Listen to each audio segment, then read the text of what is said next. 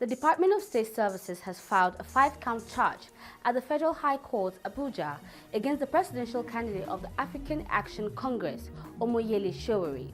Hi, welcome to What's Happening. These are our top 10 stories countdown today.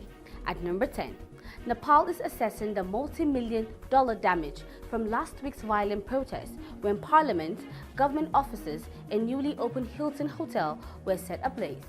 At least 72 people were killed in 2 days of anti-corruption protests, with scores more badly injured, according to official figures. Nepal's new interim Prime Minister, Sushila Karki, speaking as she began work on Sunday, described the protest as a widespread loss of lives and property.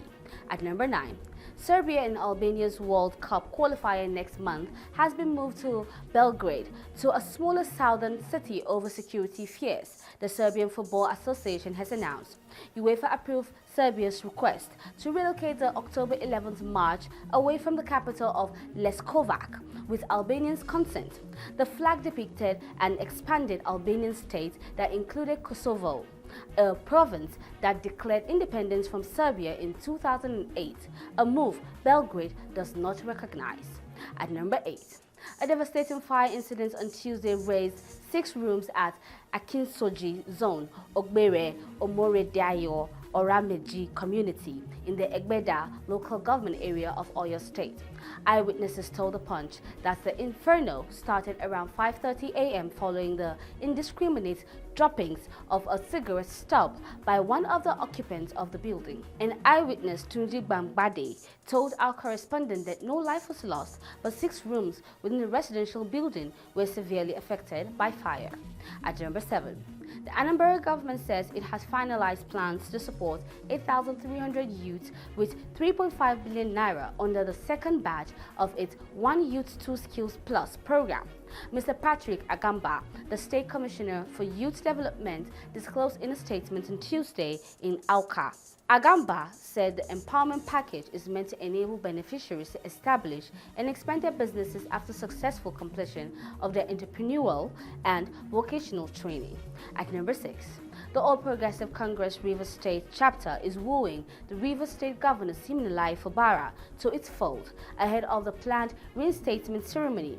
The reinstated Rivers APC spokesman, Darlington Nwauju, extended an open invitation to Governor Fubara when he appeared as a guest on Channels Television.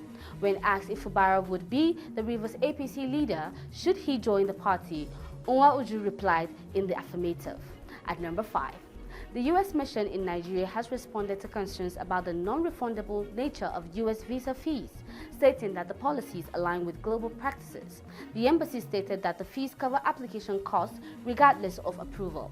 The statement comes amid public debates on transparency and fairness in U.S. immigration procedures. However, the U.S. in a statement on its X handle on Tuesday assured Nigerians that each case is reviewed thoroughly and fairly.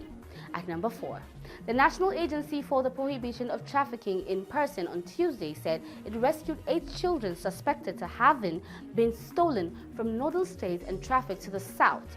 This followed a raid on a popular orphanage in the Delta State capital, Asaba. NAPTIP's spokesperson Vincent Adekoye revealed the development in a statement he signed and released on Tuesday titled "NAPTIP Rescues 8 Suspected Stolen Children from a Popular Orphanage in Asaba."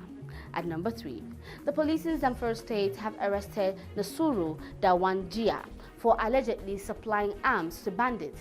Yazdid Abubakar, the police public relations officer of Zamfara State Police Command, disclosed this in a statement on Tuesday. He said the suspect was nabbed on September 15 by operatives of the anti-kidnapping unit. According to him, the police operatives were en route patrol along Gumi-Sokoto Road when they intercepted a Toyota Corolla vehicle conveying passengers from Sokoto to Gumi.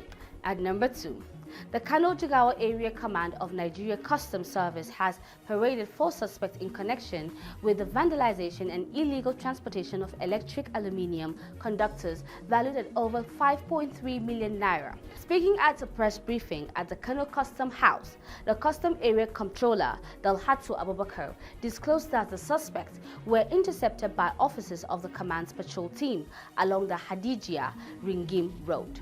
At number 1, The Department of State Services has filed a 5-count charge at the Federal High Court Abuja against the presidential candidate of the African Action Congress, Omoyele Sowore.